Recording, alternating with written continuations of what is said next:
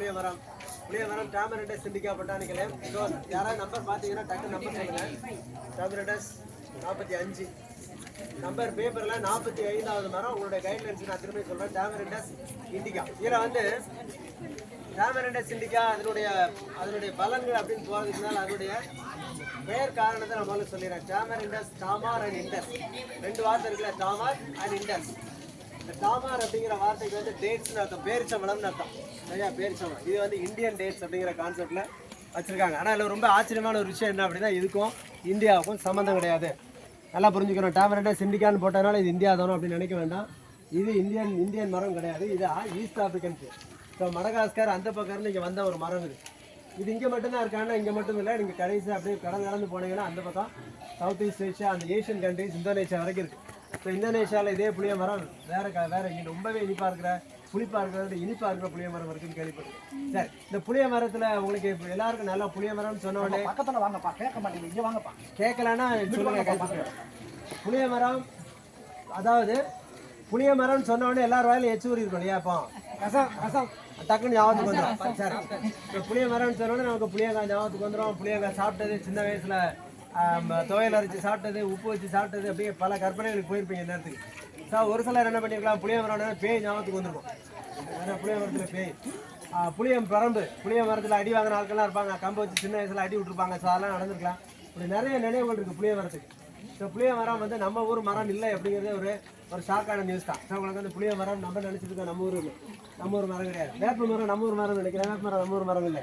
நம்ம பார்க்க போகிறோம், பின்னால் பார்த்துட்டே போவோம்.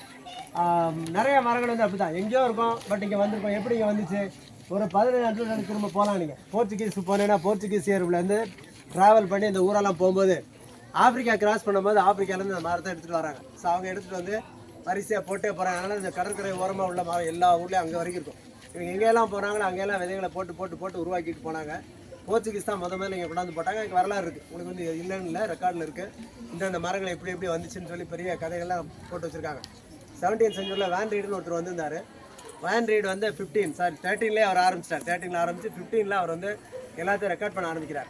ஸோ படம் வேன் ரீட்ஸ் ஹாட்டஸ்ட் மலபாரிக்கு சொல்லி பெரிய புக் இருக்குது. கிட்டத்தட்ட 7-8 வால்யூம் புக்கு. ஸோ அவர் ஒவ்வொன்றுக்கும் கதை எழுதுறாரு. என்னென்ன நடந்துச்சு, தேங்காய் பற்றி எழுதுறாரு. தேங்காய் தண்ணியை குடிக்கும்போது பீர் குடிச்ச மாதிரி இருக்குது, எங்கள் ஊரில் பீர் மாதிரி இருக்குது அப்படின்னு எழுதுறாரு. புளிய மரத்தை பற்றி பேசாமல் புளிய மரத்தில் ரசம் எப்படி வைக்கிறதுன்னு எழுதுறாரு. ஸோ நம்ம ஊரில் புளிய ரசம் நமக்கு ரொம்ப பிடிக்கும் இல்லையா? ஸோ புளிய மரம் தமிழ் எந்த தனியமாக அந்த தமிழனுக்கு புளி கார பித்துன்னு ஒருத்தர் எழுதுறாரு கவிதை. ஸோ புளியும் காரமும் தமிழனுக்கு பித்து பைத்தியமாக. ஸோ புளி இல்லாமல் ஒன்றுமே இல்லை அப்படிங்கிற மாதிரி ஒரு சூழல். இப்போ இந்த புளிய மரம் வெளியில் இது வராதுக்கு முன்னால் என்ன நடந்திருக்கும் அப்படிலாம் யோசிச்சு பார்த்தா என்ன செய்யுது? அப்படி பின்னால் போனீங்கன்னா நமக்கு தலை சுத்தம். அது நிறைய விஷயங்கள் நமக்கு புரியாது. எனிவே, சார் நமக்கு இன்னொரு பேர் இருக்கு இல்லையா? தமிழ்நாட்டுக்காரங்களுக்கு இம்லிக்கா பாணி வாலா தெரியுமா உங்களுக்கு? இப்போ புளித்தண்ணிக்காரன் அப்படின்னு பேர். நீங்கள் கல்கட்டா பக்கம் போனீங்கன்னா நமக்கு இம்லிக்கா பாணி வாலா தான். ஸோ புளிய ரசம் அங்கெல்லாம் புளிய மரம் கிடையாது. ஸோ புளி ரசம் வைத்து சாப்பிடக்கூடிய ஒரு கம்யூனிட்டியாக தான் நம்மளை வந்து எல்லோரும் பார்க்குறாங்க. ஸோ அந்த அளவுக்கு இருக்குது.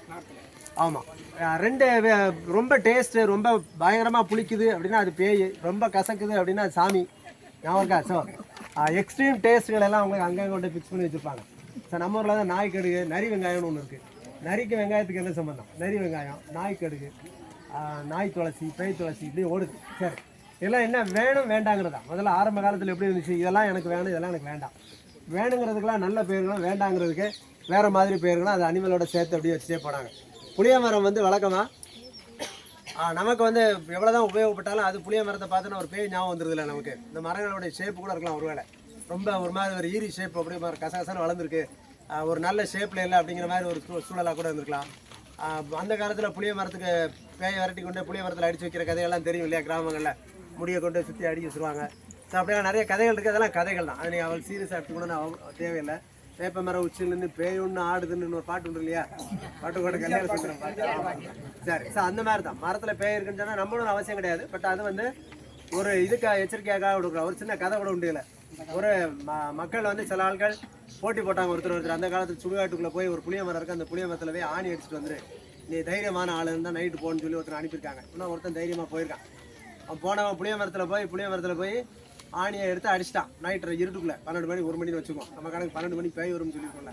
சரி, புளிய மரத்தில் போய் அடிச்சிட்டாரு. அடிச்சுட்டு திரும்பி இருக்காரு. யாரோ வேட்டியை பிடிச்சி கொடுத்துருக்காங்க. போச்சு அவ்வளோதானே. அவன் வந்து இங்கே வந்து உளுந்து காய்ச்சல படுத்துட்டான். அப்புறம் எல்லாரும் ஊரோட போய் பார்த்துருக்காங்க என்னடா நடந்திருக்குன்னு பார்த்தா நம்மளால ஆணி வச்சு அடிக்கிறோம், என்ன பண்ணிக்கலாம் வேட்டையோடு தூக்கி அடிச்சிருக்கான். வேட்டை அப்படி தூக்கி பிடிச்சி அடிக்கும்போது ஆணியை வேட்டையெல்லாம் அடிச்சு கடைசியில் வேட்டை எங்கே தொங்கிட்டு இருந்துச்சான். பேய் கதை இதுதான். நாளைக்காக பேயினோடனே பேய் நம்மளும் அவசியம் கிடையாது. நிறைய நேரம் நாம செய்கிற தவறுகளை நம்ம பேய் ஆக்கிக்கிறோம். சரி, இந்த புளிய மரத்தில் புளிய பழம் சாப்பிடுவோம், புளிய விதை சாப்பிட்ருக்கோம். பஞ்ச காலத்து நல்ல உணவாக பயன்பட்டுருக்கு. பஞ்சத்தில் 1964 வந்து அந்த பஞ்சத்தில் புளிய விதையை சாப்பிட்டு ஒரு பெரிய கூட்டம் பொழைச்சிருக்கு.